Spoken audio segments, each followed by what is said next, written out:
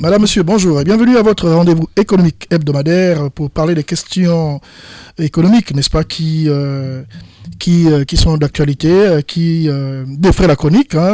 Et justement, nous allons aujourd'hui parler d'un sujet. Nous avons été inspirés justement lors de la tournée provinciale du président du chef de l'État, Brice Clotaire Oligui Nguema, lors d'un de ses laus dans le Goué-Maritime et précisément à Port-Gentil. Et le président Oligui parlait justement d'une contribution foncière unique. C'est un terme qui peut paraître un peu barbare pour plus d'un, mais nous recevons ce jour quelqu'un qui va nous éclairer un peu là-dessus parce qu'on aimerait en savoir plus en la personne de Orphée Mollet Ndongo. Il sera présenté ici en tant qu'économiste, c'est le cas, mais surtout aussi en tant qu'auditeur à l'Institut de l'économie et des finances, le pôle régional de l'Afrique centrale, de la CEMAC. Alors, madame, monsieur, bienvenue encore à votre rendez-vous économique hebdomadaire. Gabon Eco, c'est parti. Gabon Eco ce jour, c'est, comme nous l'avons dit tantôt, c'est Orphée Mollet Ndongo avec qui nous allons faire le tour d'une taxe peu connue par les Gabonais. Cette taxe, n'est-ce pas, plusieurs contours. Avec lui, nous allons un peu savoir de quoi il s'agit. Bon, on parle précisément de la contribution foncière unique. Monsieur Orphée Mollet Ndongo, bonjour et bienvenue à votre, on va dire chez vous, à Gabon Eco. Bonjour Monsieur Malekou, bonjour Monsieur Okevele et bonjour à tous les auditeurs de Radio Gabon. Je ne suis pas seul, comme à l'habitude, Fabien Guy Okevele. Bonjour Fabien. Bonjour Gérard Malekou, bonjour Orphée encore. Soyez les bienvenus à l'émission que vous connaissez déjà grâce à vos participations. Vous faites vivre cette émission. Absolument, absolument. Ben, en plus, aujourd'hui, nous avons les doigts d'or de Sherina Lembeg qui sera à la prise de son. Et nous avons au niveau du numérique Monsieur Nzengi Gaylor. Merci Fabien pour la précision. Gérard Malekou, c'est moi. Gabon Eco, c'est parti. Monsieur Orphée Mollet Ndongo, tout de suite déjà, que vous a inspiré ce discours du chef de l'État à Port-Gentil par rapport à cette contribution foncière unique? Vous attendiez à ce qu'il parle de ça à un moment ou à un autre? Alors, étant dans le système économique du Gabon, nous avons participé à de nombreux débats sur les réformes liées à la taxe foncière. Notamment lorsqu'on a lu la loi de finances initiale de 2025, il a été beaucoup question de ces paramètres-là. Et lors de son séjour à Port-Gentil, le président a dû énoncer cette information parce que c'est quelque chose de primordial pour les recettes publiques et ce sont des réformes structurelles qui vont naturellement bouleverser les finances publiques et aussi le commun des Gabonais. Cette taxe a une genèse. Vous pouvez nous en parler brièvement avec des mots simples pour que tout le monde puisse comprendre, comme vous avez l'habitude de le faire d'ailleurs. Effectivement, d'abord, qu'est-ce que la taxe foncière? Ok, parfait. Alors, la taxe foncière, c'est un impôt foncier. Et dans le cadre du Gabon, on parle de contribution foncière unique. C'est un impôt qui est élaboré à l'article 278 du Code général des impôts de 2022. Et cet impôt fait face fait suite à une fusion de la contribution foncière des propriétés bâties, de la contribution foncière des propriétés non bâties qui existait dans le Code général des impôts de 2009 à 2022. Mais avant d'entrer dans le vif du sujet, nous allons d'abord nous allons revenir dans l'historique de la taxe foncière. Absolument. Alors la taxe foncière trouve son origine dans l'Antiquité, où des impôts étaient déjà prélevés sur les terres et les propriétés, et son évolution a été influencée par différents systèmes fiscaux à travers l'histoire. Nous avons notamment dans les civilisations égyptiennes, romaines et grecques qui imposaient déjà des taxes sur les propriétés foncières pour financer les infrastructures et l'armée. Au Moyen-Âge, en Europe, la taxation foncière était souvent perçue comme une forme de redevance féodale. Nous avons les centimes, les dîmes qu'on versait aux seigneurs, et en France, sous l'Ancien Régime, la taille réelle frappait les terres cultivées. À l'époque moderne, avec la Révolution française, la fiscalité a été réformée pour instaurer une taxation plus équitable, notamment avec la création de la contribution foncière en 1791. Il faut rappeler que même dans la Déclaration universelle des droits de l'homme de 1789, il y a un article, à l'article 7, je crois, où on définissait que les populations, sinon le peuple, devaient contribuer pour faire avancer les choses dans la cité. Alors revenons simplement à ce qu'est la contribution foncière unique. En fait, c'est un impôt annuel institué au profit des collectivités locales au Gabon, applicable aux propriétés immatriculées, qu'elles soient bâties ou non bâties sur l'ensemble du territoire national. Alors donc c'est un impôt qu'on paye une fois par an à partir du 1er janvier de l'année d'imposition et qui est en général destiné aux personnes qui sont détentrices de titres fonciers, que ce soit pour un terrain qui n'est pas bâti ou pour un terrain bâti. Donc, à l'article 279 du Code général des impôts, les propriétés bâties incluent les biens construits qu'ils soient achevés ou non, ayant une emprise dans le sol et le sous-sol. Et les propriétés non bâties, il s'agit des terrains nus construits les terrains nus non construits en zone urbaine ou rurale. Avant que de continuer, on parle effectivement de taxes foncières, on voit tout de suite la terre. Parce que pour la lanterne de nos auditeurs, on doit véritablement présenter ce qu'on appelle aujourd'hui le foncier. Donc, comment est-ce que ça se passe justement pour que un Gabonais soit imposable à la taxe foncière? Très bien. Alors, n'oublions pas que même dans la constitution gabonaise, la terre appartient à l'État. Bien évidemment. Bien sûr, nous, les populations, nous jouissons de cette terre-là, nous l'utilisons, nous l'exploitons, mais le foncier, la terre géographique en elle-même, c'est du domaine de l'État. Et dès lors qu'un habitant veut se procurer une parcelle de cette terre qui appartient à l'État, il doit effectuer des démarches administratives afin d'obtenir un titre de propriété, c'est-à-dire une cession de la propriété de la part de l'État à la personne physique ou morale. Ça peut être une entreprise, ça peut être une coopérative agricole, ça peut être vous ou moi, pour construire une maison par exemple. Et donc, à partir de là, l'individu ou la personne physique ou morale va faire une demande à l'État, elle va borner le terrain et va aller faire une demande d'immatriculation afin que ce lopin de terre-là quitte de la propriété de l'État à la propriété de la personne physique. Et à partir de là, dès lors que nous sommes immatriculés à l'ANUTTC par exemple, à l'Agence nationale de l'urbanisme et des travaux topographiques, nous sommes de fait redevables de l'impôt sur la contribution foncière unique. Ce qu'on appelle en fiscalité le fait générateur. Donc le fait générateur de l'impôt, l'action qui fait naître l'impôt pour le contribuable, c'est le fait de détenir et d'appartenir à un titre foncier. Pas d'avoir construit nécessairement. Vous pouvez avoir un titre foncier d'un terrain qui n'est pas construit. Chaque année, vous devez payer la contribution foncière unique. Vous avez un titre foncier, vous avez construit une maison d'habitation. Chaque année, vous devez payer la contribution foncière unique. Vous avez un titre foncier, votre maison n'est pas terminée, vous êtes à 50% des travaux, mais il y a déjà une infrastructure. Vous devez payer la contribution foncière unique. C'est ce que dit la loi et c'est ce que dit le Code général des impôts. Et justement, M. Orphée Molendongo, nous allons parler beaucoup de cas pratiques pour nous permettre, ou du moins pour permettre à nos auditeurs de mieux cerner le sujet. Les pouvoirs publics encouragent aujourd'hui, par exemple, l'agriculture. Vous l'avez dit au début de vos propos, la terre appartenant à l'État. Est-ce que ces personnes à qui on demande, n'est-ce pas, de faire des efforts dans le domaine de l'agriculture seront imposables au même titre qu'un kidam, qu'une personne lambda? Alors, très bien. Alors, il y a des dispositions spécifiques dans la loi de finances 2025, notamment dans le cadre des exploitants et des coopératives agricoles. Par exemple, oui. L'État met en place une politique publique qui permet de ne pas dissuader des personnes qui aimeraient se lancer dans le domaine de l'agriculture. Vous savez à quel point il est stratégique pour nous de pouvoir augmenter notre production agricole et de pouvoir limiter nos importations. À partir de là, l'État a mis en place des mécanismes qui permettent non seulement de sécuriser le contribuable, de sécuriser l'opérateur économique, de sécuriser la personne physique ou morale, mais aussi de pouvoir contribuer de manière équitable en fonction de ce qu'elle possède, de ce dont elle a eu, pour pouvoir participer au financement des charges publiques et pouvoir participer au fonctionnement de l'État. Donc il y a vraiment un souci d'équité fiscale, il y a un souci de civisme fiscal. Donc dans le domaine agricole, ne vous inquiétez pas, l'État a mis en place des moyens. Nous allons parler tout à l'heure des exonérations des personnes exonérées. Vous verrez qu'il y a de nombreux secteurs institutionnels qui sont exonérés lors de cette taxe d'habitation notamment. Alors, quelles sont les obligations du contribuable? Alors, dès lors que le contribuable détient un titre foncier, chaque année, il se doit de déclarer. Il faut rappeler qu'au Gabon, le système d'imposition, le système fiscal est un système déclaratif. Donc, c'est au contribuable de faire la démarche, d'aller vers l'administration fiscale pour pouvoir se faire répertorier, se faire immatriculer et pouvoir être imposé. Donc, le contribuable, chaque année, du mois de janvier au 30 mars de l'année en cours, doit aller faire sa déclaration au centre des impôts territorialement compétent. C'est-à-dire que si moi je suis à Ntoum, je vais au centre des impôts de Ntoum. Si je suis à Franceville, je vais à la direction provinciale des impôts de Franceville. Si je suis à Libreville, je vais à la direction provinciale de l'Estuaire ou à Kanda, le centre des impôts d'Akanda. Donc, le contribuable va au centre des impôts territorialement compétent par rapport à l'endroit où il habite pour faire sa déclaration en fonction des informations qu'il a en sa possession. L'information la plus primordiale, c'est naturellement le titre de propriété qu'on appelle le titre foncier. Il vient avec son titre foncier qui détient déjà tous les critères, les paramètres qui sont inscrits, techniques qui sont inscrits dans le document. Et c'est de ce critère-là, ce sont de ces critères-là que nous allons calculer la redevance et que nous allons donner aux contribuables le montant à payer. Nous allons expliquer ça tout de suite. Dans une émission précédente, nous avons déjà fait une émission sur les procédés pour obtenir un titre foncier, un titre de propriété.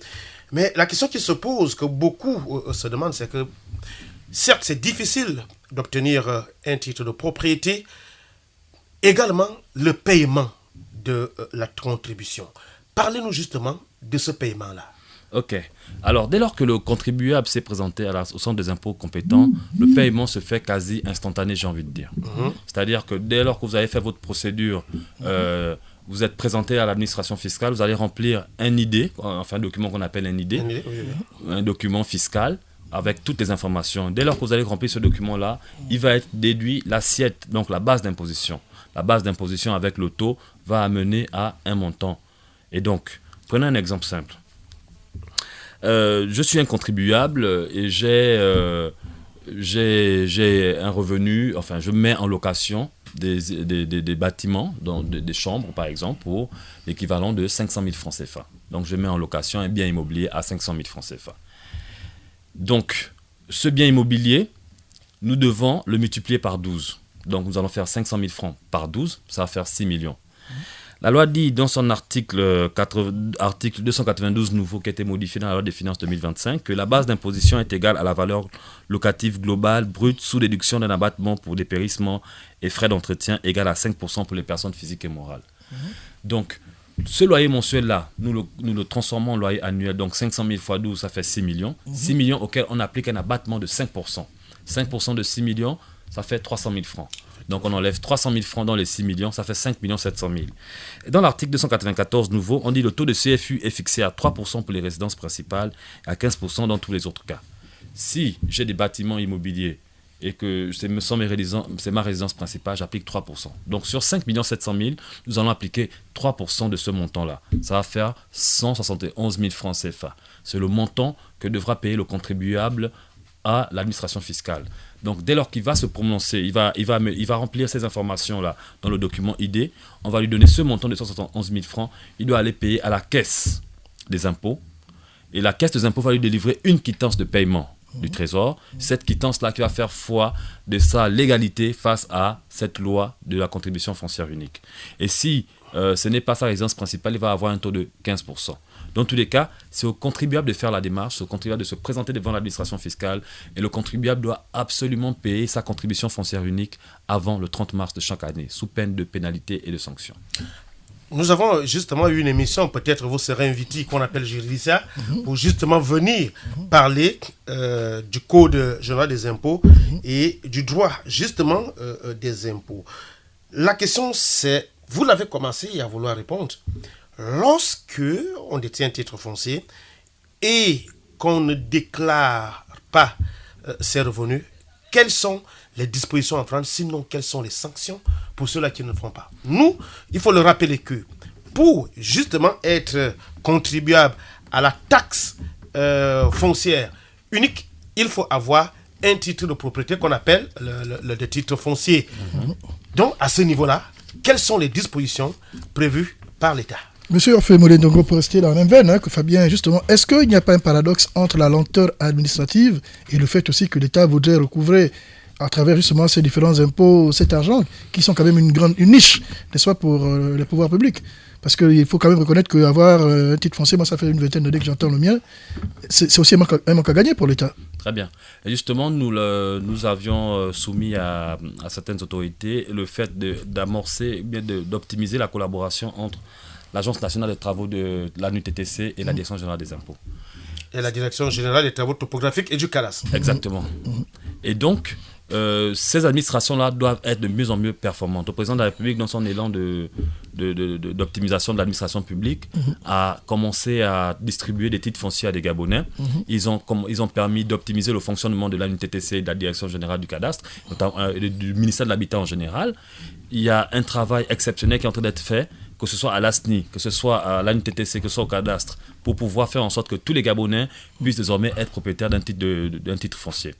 Donc, effectivement, il y a eu certaines dérives, nous avons certaines lenteurs constatées il y a quelques années. Aujourd'hui, avec l'avènement du CTRI et la période de transition, nous remarquons donc presque tous les domaines de l'administration publique que les choses sont en train de changer dans le bon sens. Ensuite, quelles sont les sanctions applicables ? lorsque le contribuable ne vient pas s'acquitter de son devoir avant le 30 mars, l'administration se réserve le droit d'opérer un redressement. En général, nous allons comptabiliser les frais. Le contribuable s'expose à des sanctions et à des pénalités qui lui seront préjudiciables, plus il dure à venir payer.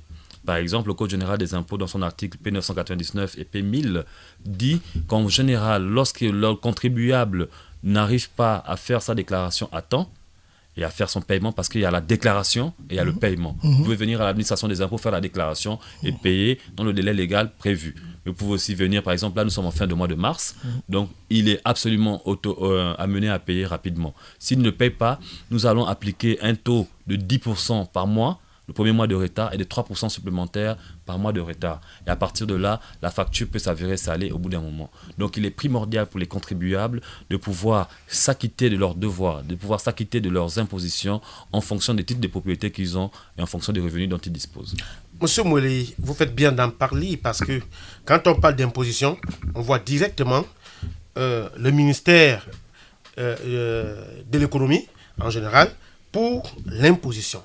Et aujourd'hui, nous avons plusieurs directions qui sont autour justement de la taxe foncière unique. On parle de la NUTTC, on parle du ministère de l'Habitat, donc la Direction générale des travaux topographiques et du cadastre. Qui, parmi ces entités, a l'amabilité de prélever la taxe foncière? Dans le même veine, et pourquoi pas dans l'avenir avoir un guichet unique, par exemple. Très bien. Alors, les administrations qui sont concernées par la procédure ne sont pas celles nécessairement où on va payer. Okay. L'administration qui est concernée par le paiement de la contribution foncière unique, la seule et unique d'ailleurs, c'est la Direction générale des impôts. C'est la Direction générale des impôts qui s'occupe de capter les fonds, de collecter les fonds liés à toutes les taxes et impositions directes et indirectes au niveau du Gabon. Pas les taxes sur les collectivités locales, par exemple. Alors, l'administration du cadastre et l'ANTTC sont les organes techniques d'élaboration des titres de propriété. Avant que le contribuable ne vienne à la Direction générale des impôts, il doit disposer de ces dossiers-là qui sont établis par les documents et les ministères techniques, notamment le ministère de l'Habitat avec la NUTTC et la Direction générale du cadastre. Dès lors que la propriété a été légalement reconnue, immatriculée avec toutes les informations qu'il faut, c'est à partir de là que le contribuable devient redevable à l'instant T. C'est-à-dire que dès lors qu'il détient son titre foncier, il est automatiquement redevable pour l'année de la contribution foncière unique. Cette contribution foncière unique, il faut le rappeler que c'est une taxe qui est à destination des collectivités locales. C'est une taxe pour permettre de financer les mairies et les conseils municipaux et les conseils départementaux. Donc il y a un intérêt de développement des territoires, il y a un intérêt de développement inclusif du territoire gabonais et c'est important et intéressant de financer cela. Et le président l'a rappelé, dans son élan, dans son discours, il transmettait l'importance de cette taxe, de cette contribution aux populations. Mais qui sont les principaux contributeurs? Qui sont les gros propriétaires fonciers de ce pays? Allez-y savoir. Mais une chose est sûre, toutes les personnes qui sont immatriculées dans les SCI, des sociétés civiles immobilières, qui ont des titres de propriété, toutes les personnes qui détiennent des patrimoines extraordinaires, les immeubles que vous voyez, que ce soit industriels ou commerciaux, que ce soit d'habitation, tout le monde est soumis à la taxe, sauf exonération particulière. Et nous allons parler des exonérations tout de suite. Justement, il faut le rappeler, le thème du jour, c'est la taxe foncière unique, son apport sur le budget de l'État. Vous avez déjà commencé à vouloir justement parler, c'est la question que je voulais justement poser. Alors, M. Malikou a commencé à évoquer aujourd'hui les agriculteurs. Lorsque un agriculteur, on demande, il y a déjà, on parlait de l'attribution des terres aux agriculteurs, puisque la terre appartient à l'État, qui justement est exonéré à cette taxe foncière unique. Alors, selon l'article 286 du Code général des impôts, parce qu'il faut rappeler que cette contribution foncière unique trouve son origine dans le Code général des impôts, c'est la loi. D'accord. C'est le législateur qui... Il y a aussi l'article 263. Exactement, oui. Et donc, on est un peu dans la même zone du Code général qui travaille sur les contributions foncières uniques. Et il faut dire que ces lois-là sont votées et élaborées par le législateur. Le gouvernement propose, le législateur fait des amendements et au final, il vote la loi qui permet de correspondre aux besoins de la population. Alors, dans son article 286, on dit au titre des propriétés bâties, donc les propriétés qui sont avec les constructions, sont exemptés de la contribution foncière unique les immeubles appartenant à l'État, aux organismes internationaux, aux collectivités locales, aux chambres de commerce sous réserve de réciprocité aux ambassades et consulats. Donc la deuxième catégorie sont les installations qui sont dans les ports et sur les voies de navigation intérieures qui font l'objet de concessions d'outillage public accordées à l'administration, aux chambres de commerce ou aux collectivités locales. Nous avons aussi les ouvrages établis dans la distribution de l'eau potable et de l'énergie électrique. Nous avons les locaux servant exclusivement à la célébration des cultes religieux et les édifices affectés à des buts scolaires, sportifs, humanitaires ou sociaux appartenant aux missions ou à des groupements régulièrement autorisés. Au titre des propriétés non bâties, nous avons les voies publiques, les places publiques, les cours d'eau ne sont pas exonérés. Donc la place, je sais pas, un rond-point par exemple, ne peut pas, l'État ne peut pas payer ça. Voilà. Nous avons les propriétés appartenant à l'État, aux collectivités locales, le sol des bâtiments de toute nature et une fraction des terrains entourant les constructions. Et la superficie des carrières et des mines qui font, eux, l'objet d'une imposition particulière, notamment dans le Code général des mines. Avant de continuer, vous avez parlé des édifices, donc les églises. Donc ça veut dire que les églises dites du réveil ne payent pas. Les mosquées. Alors, ils sont exonérés. Oui, la loi est dure, mais c'est la loi. Mais justement, effectivement, toutes les églises qui sont reconnues légalement par le ministère de l'Intérieur ne sont pas assujetties à la contribution foncière unique. Et le plus gros client, ce sera l'église catholique. L'église catholique, qui, elle, ne paye pas de contribution, mais aussi, on en dira, les églises évangéliques, orthodoxes, tout type d'église légalement reconnues par les autorités en place. Nous ne sommes pas judiciaires, mais peut-être une parenthèse comme ça, peut-être ça fait rire certains. Mais pour le cas de nos parents qui ont des temples de Bouti, par exemple, est-ce que le législateur a tenu compte de ça? Parce que c'est dans le cadre religieux aussi. Oui, alors tant que le temple de Bouti est reconnu par le ministère de l'Intérieur, il ne paiera pas d'impôt. Oui. Mais si le temple de Bouti a un titre de propriété, donc un titre foncier, et qu'il exerce ses activités culturelles dans cette zone, il est automatiquement redevable de l'impôt. Donc, si le temple culturel est immatriculé comme association culturelle ou association religieuse au ministère de l'Intérieur et qu'elle détient un titre foncier, elle sera exemptée. Mais si ils pratiquent, mais ils n'ont pas de titre, enfin s'ils ont un titre de propriété et ils pratiquent leur culture ou leur religion sans... Dans la clandestinité, quoi, voilà, ils seront automatiquement imposés. D'accord. Alors il faut aussi rappeler qu'en droit fiscal, nous avons ce qu'on appelle le réalisme du droit fiscal sur l'apparence juridique.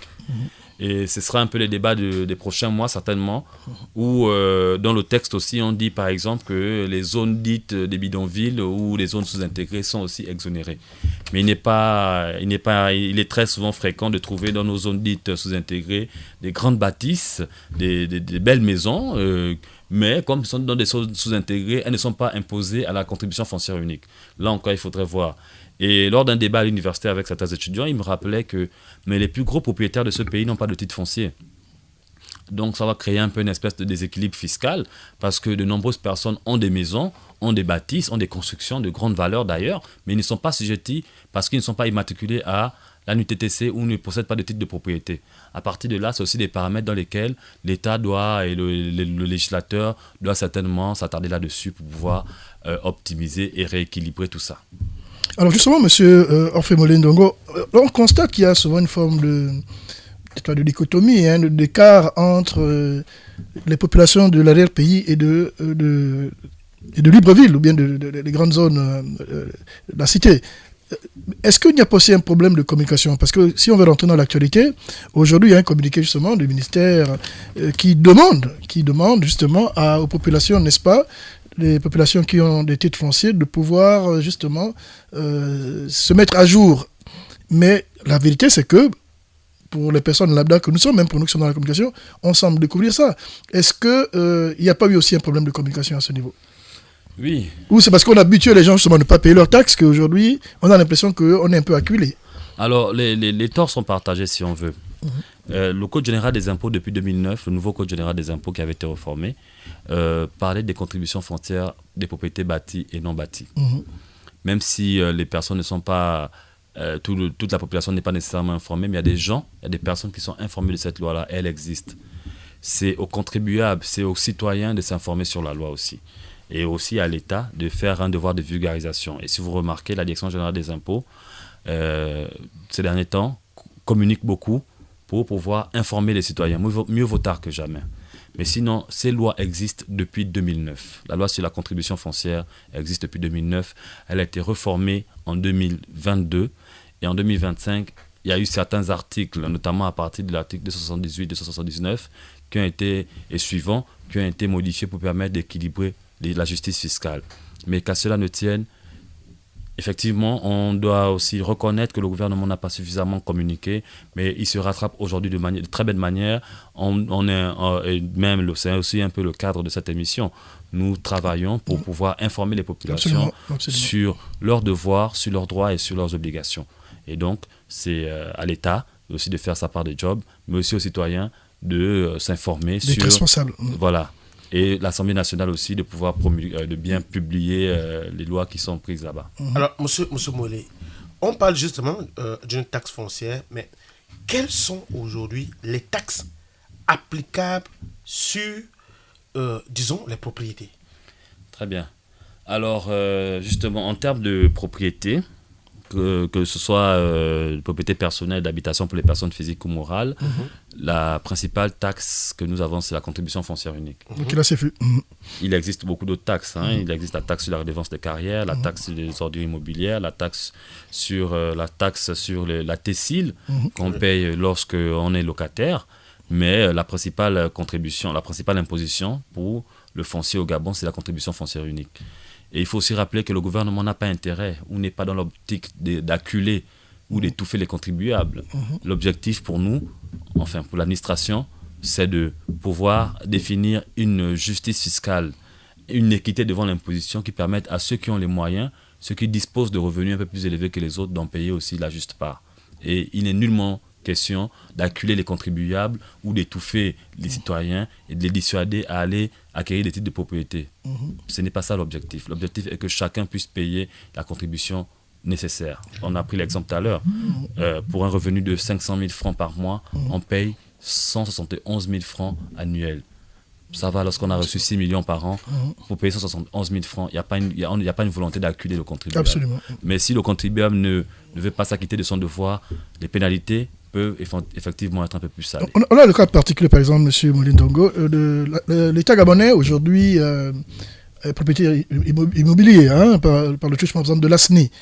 Concrètement, comment ça se passe? Moi, je suis locataire à l'ASNI. Lorsque je paye mon loyer, est-ce qu'il y a une taxe particulière qui revient à l'État, c'est-à-dire en termes d'impôt, au-delà du loyer que je paye à la SNI? Alors, le cas de l'ASNI est particulier parce que, comme vous l'avez rappelé, c'était une société nationale publique, immobilière. Et dans tous les cas, le fait de détenir un titre foncier de l'ASNI, moi en tant que particulier, ou vous, M. Malekou, ou disposez d'une maison en contrat de bail, c'est-à-dire vous payez par exemple sur une période de 20 ans, 30 ans votre maison, mais chaque année vous êtes assujetti à la CFU parce que vous êtes détenteur d'un titre de propriété. D'accord. Maintenant, concernant spécialement la TECIL, la TCL, il faudrait qu'on analyse bien les conventions fiscales de l'ASNI. Je pense que le contribuable n'est pas assujetti à la TECIL lorsqu'il paye à l'ASNI. Et s'il paye par exemple dans une société civile immobilière privée, à ce moment-là, il est obligatoirement redevable de la TECIL. Mais pour l'ASNI, dans le cas de l'ASNI, on en rediscutera. Il faudrait un peu plus voir les conventions fiscales à ce niveau. Mais normalement, la TECIL, c'est une taxe qu'on paye lorsqu'on est locataire, qui est imputable au bailleur. Et le bailleur peut le répercuter dans le loyer au niveau du locataire. Mais tout ça encore, c'est à analyser. Alors, M. Mollet Ndongo, puisque le temps ne nous permet pas d'aborder tout ce qu'on doit, il nous reste à peu près 10 minutes. Alors, quelle est la part, justement, du foncier sur le budget de l'État? Très bien. Alors, et dire même l'importance même. Ok. Justement, il y a une volonté particulière des autorités de faire en sorte que cette part augmente. Mais pour analyser cela, il faut analyser les montants, par exemple, des recettes fiscales de l'administration de la Direction générale des impôts. En 2024, la Direction générale des impôts a perçu à peu près 1100 milliards de francs CFA. Dans ces 1100 milliards, les chiffres de la CFU, les derniers chiffres de la CFU que nous avons eus, était à peu près de 38 milliards. Donc on va dire moins de 5% des recettes fiscales du pays.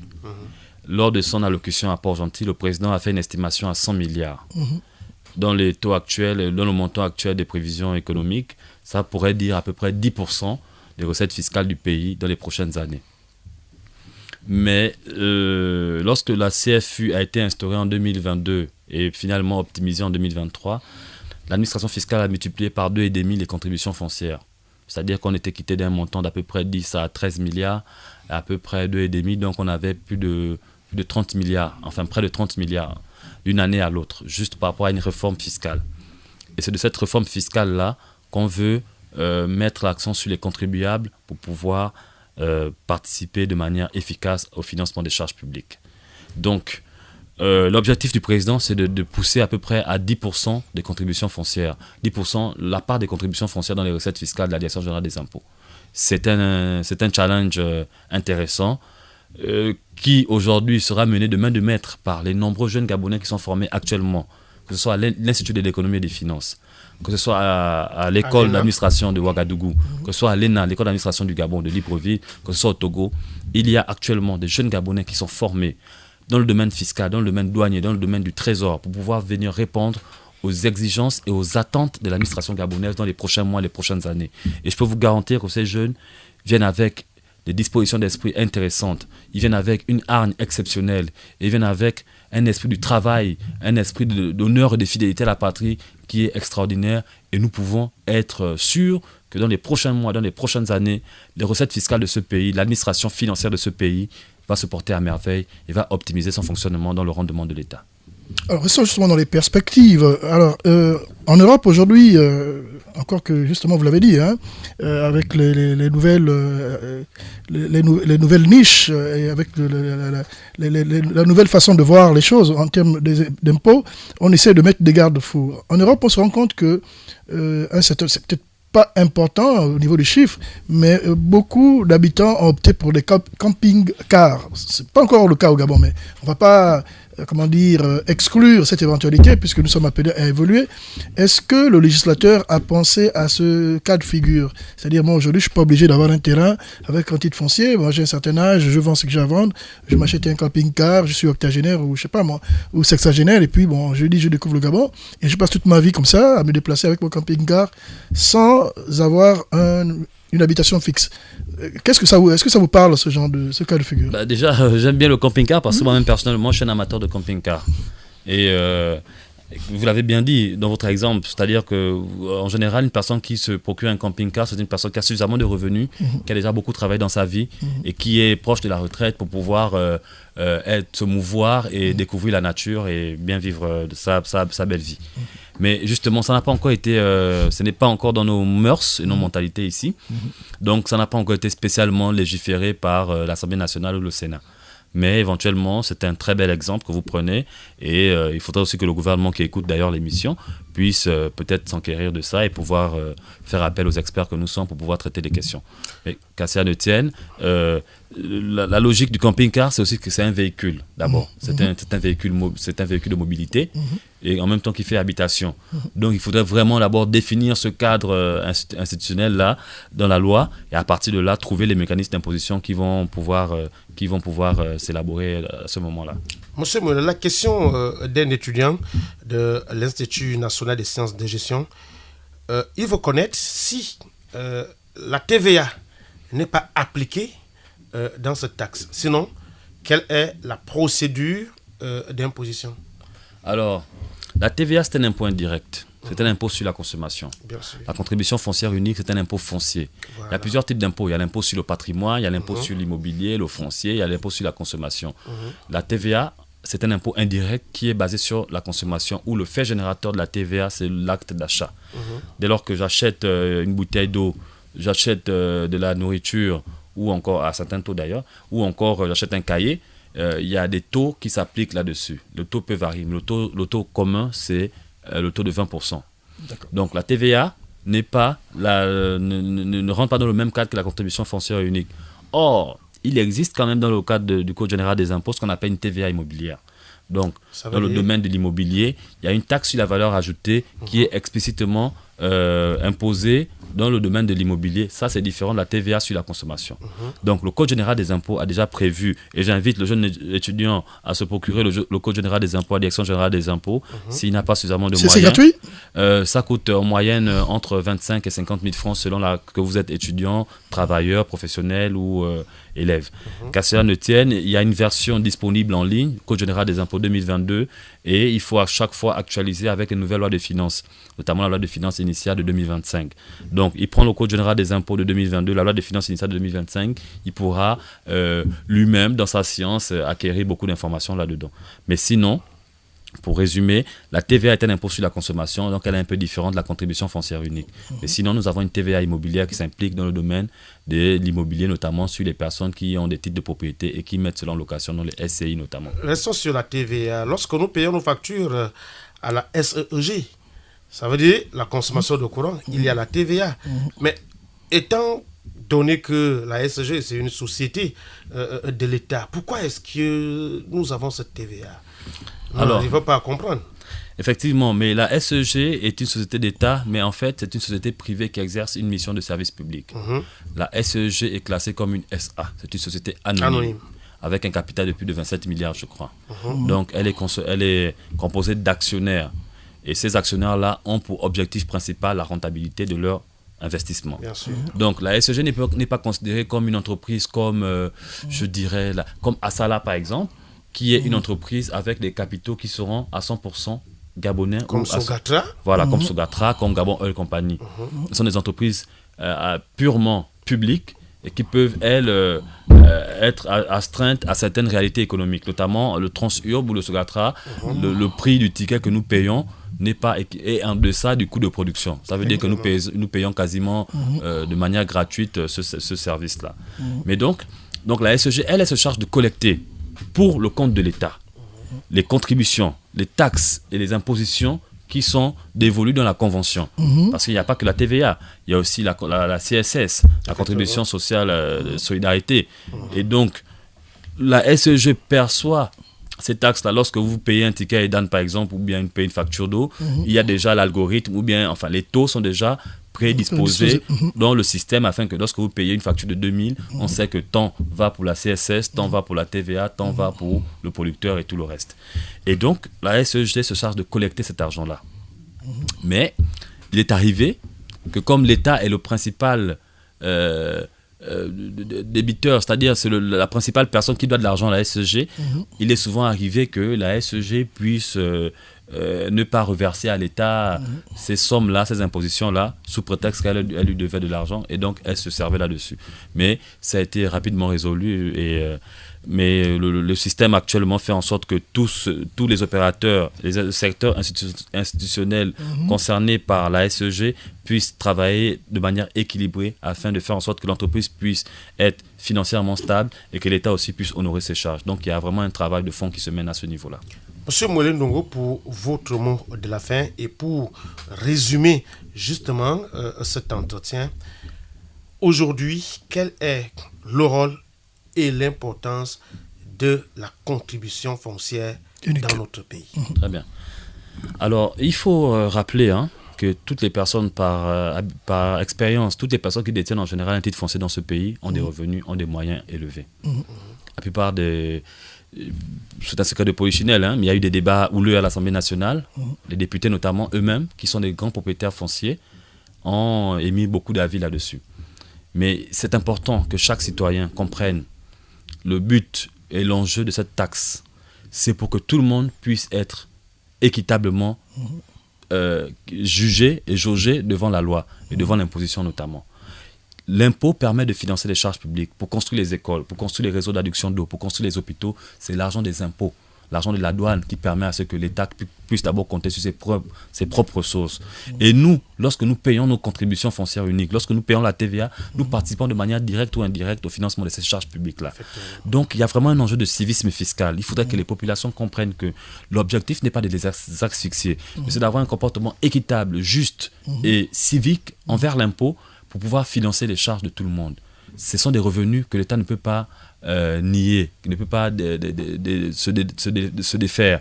Donc nous devons tous jouer le jeu et être des contribuables responsables et aller payer nos impositions selon le cas en l'espèce. Si nous sommes imposables, allons-y, payer nos impôts, ça permet de financer l'intérêt général, ça permet de financer l'État, ça permet de financer le fonctionnement de la vie publique. Alors, M. Moulin Ndongo, essaie de convaincre celui qui vit dans un village au fin fond d'un Bigou ou de Matassa ou de Mimvoul de payer sa taxe foncière, sinon d'avoir un titre foncier. Très bien. Alors, chers contribuables, nous sommes dans une nouvelle ère pour notre pays. Une nouvelle ère qui va se matérialiser par de nouvelles ressources, mais aussi par un nouveau mode de gestion. Et pour cela, il est intéressant que chaque contribuable, chaque citoyen, selon le cas qui le concerne, puisse s'acquitter de ses droits et de ses obligations. Si nous sommes propriétaires terriens, si nous avons hérité, il y a même il y a des personnes qui ont hérité des terrains, des maisons, voilà. Si nous avons hérité de ces patrimoines-là, nous devons nous déclarer à l'administration fiscale et faire en sorte que nous puissions être en règle avec le patrimoine que nous disposons. Ça permettra non seulement d'être en sécurité financière, de se couvrir d'éventuels risques, et de faire en sorte que l'État ne puisse pas venir faire des redressements ou émettre des pénalités là-dessus. Donc, il y a un enjeu d'équité fiscale, il y a aussi un enjeu de citoyenneté, de responsabilité, de civisme fiscal. Nous incitons les Gabonais à pouvoir payer leurs contributions en fonction de ce qu'ils disposent comme patrimoine. C'est important pour financer la collectivité.